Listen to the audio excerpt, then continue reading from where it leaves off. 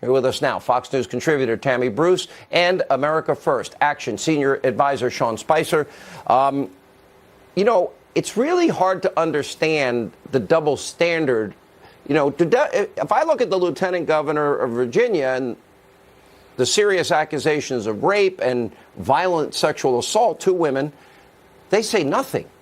Then you compare it to Kavanaugh and everything else. And then this case, Joe Biden won't apologize. Why is this allowed to exist? Tammy. Well, obviously, this is politics for a very long time, and I've argued now for 15, 20 years that the left's arguments really aren't about the principles or policies at all, that they're convenient. That the Democrats have been grifters for a very long time. They take an issue that they know is important to the American people and write it to death, and then use it to simply gain more power while doing nothing, if not even making the issue more of a problem. So this is one of my points with Kavanaugh, is that when you're using something as a political cudgel, you're harming the issue itself. You're taking seriousness away from it. And then lo and behold, look at this. We've worked separate from, this is not a zero game here where it's all Harvey Weinstein type accusations versus nothing. That, in fact, we've worked for decades to educate people about the issue of sexual harassment.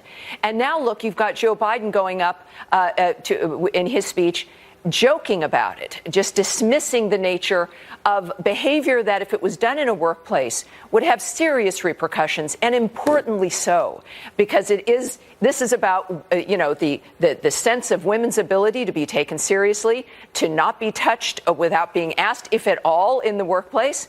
And yet now it's almost like we've lost a decade of work because of the Democrats' concerns about politics. So this should show the American people, but Democrats as well, grassroots Democrats, that their leadership has been misleading them. The leadership is not serious. Its leadership is using them. And I would encourage all independents and Democrats.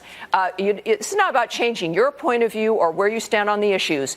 Realize that the people who've asked you to vote for them have been frauds for a very long time, and look around you, African-American, gays and lesbians, and women, that your lives, in fact, are not getting better based on the Democrat narrative, but in fact are getting better because of the conservative ideal as now being implemented by the current president.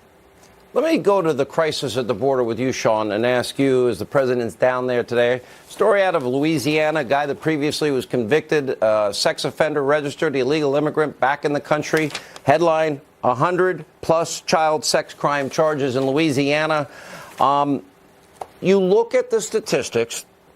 In 2 years, 4,000 homicides, 30-plus thousand sexual assaults, 100,000 violent assaults by illegal immigrant criminals, sometimes protected, aided and abetted by sanctuary city state policies.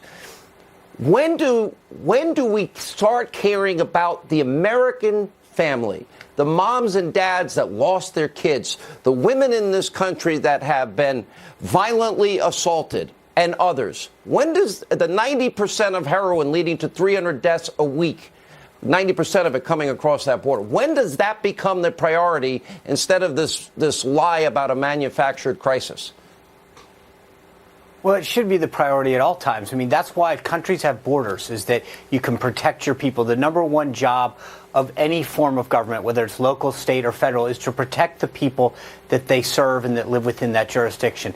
The president going down to the border today really highlights and illuminates the issue at hand. And for all those people who have said that we didn't have a crisis and that it was manufactured, seeing the border firsthand and seeing what's going on down there, I think really brings to light a focus and an image that would otherwise be absent from this discussion. So good on the president for going down there and really drawing attention to what's happening down there, because it's only through the president going down and highlighting these visits, bringing angel moms to the White House, allowing them to talk about their stories and their tragedies and the loved ones that they have lost, has this issue been kind of brought into the center. One anchor on a competing network the other night reported down from the border and said, it is now a crisis here. It takes, sadly, going down there. And it shouldn't. We shouldn't have to. If we know there's a problem, if this was a crime spree in a local county, a local city or a town, we wouldn't have to say, well, show us the problem. We'd have police out there, neighborhood watches. We know this is a problem, and this shouldn't be a political debate. Great Sean, point. one more thing. I know Tammy brought up great points on Biden. There's 3 things I'd say. She was absolutely right. The idea that he's joking about it is wrong. Number 2, he blamed the right wing, which I think is unbelievable that he got a pass on that. Yeah, it's my fault. And third, he's rubbing he said, noses and smelling hair. And he said times have changed. No, Mr. Vice President, times have never changed. Times have not changed. Being creepy and inappropriately touching another person was never acceptable. Correct. And I think that's what he's missed in this. All right. Thank you both.